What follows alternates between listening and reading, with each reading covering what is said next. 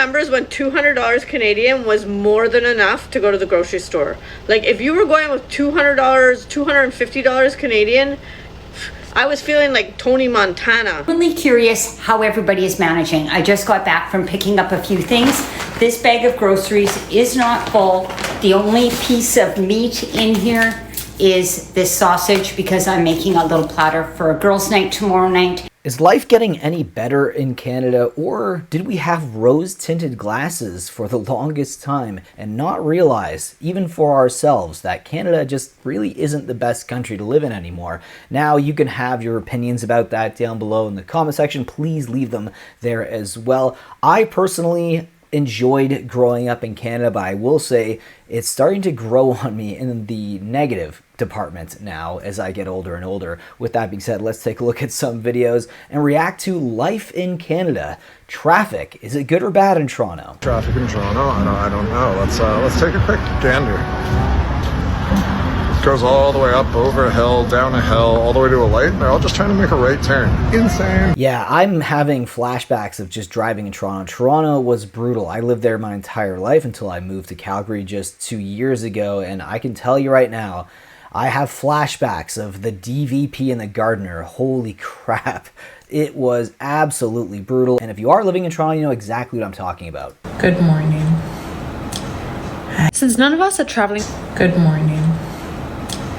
I made my decision. It's time to go home. It's time to return to Jamaica. I am not going to be able to deal with this weather anymore. If you can see the weather, look. This is the weather we're getting in April. Like, this is crazy. Listen, my Jamaicans, my fellow Jamaican, don't want to move to Canada. Make sure you're mentally prepared for this. Because this is no joke. Mentally prepared. Because I am not. This time of year, snow, I am not prepared for this. And you know what? Living in Toronto growing up, it wasn't completely uncommon to see, you know, snow in April, whether it was just snow melting from March or even seeing brand new snow falling down. It wasn't very uncommon, though I will say living in Calgary since I've moved 2 years ago, it's pretty much a guarantee you're going to see some form of snowfall in April, which definitely sucks. And if you're someone who doesn't like snow, I would suggest not living in Canada because there is a lot of snow and winters are very long here. Many of you Americans are coming north to visit Canada soon. I think it's time that I tell you the truth. A lot of Canadians are not going to like me for disclosing this to you, but I feel like we've developed a bit of a relationship and you deserve to know the real story. And then, you know, you can decide for yourself if you want to come up here or not.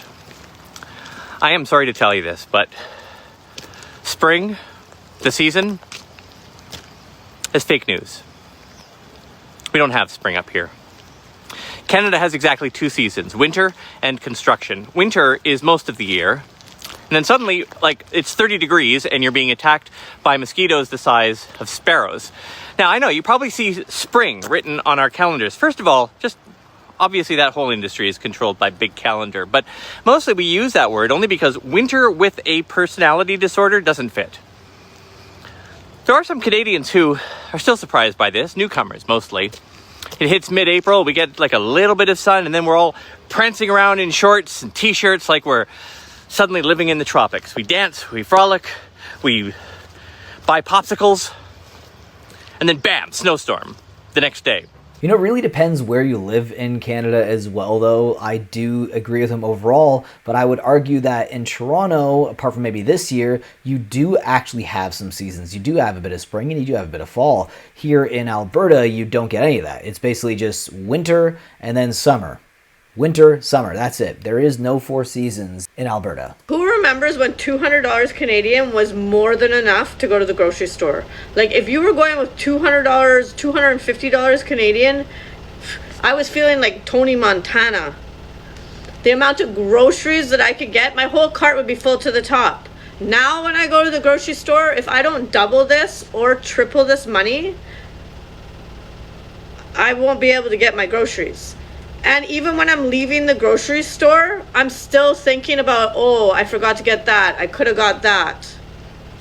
$100 will barely last you a week now in Canada for groceries. $200 maybe 10 years ago could almost stretch to an entire month depending on what you're getting and how good your budget was and how good you are at actually purchasing food at a lower reduced cost, whether you're looking for deals like 30% off at Loblaws or wherever else you go. Those stickers are very important. Or if you're looking at those flyers that you get sometimes in the mail, you know, the junk mail, that'll give you like a nice flyer feature. Look, all of these items are 99 cents. That way you can prepare. But again, $200, it feels like it's true. Yeah, it's like 5 to maybe 8 days of groceries tops. Really curious how everybody is managing. I just got back from picking up a few things.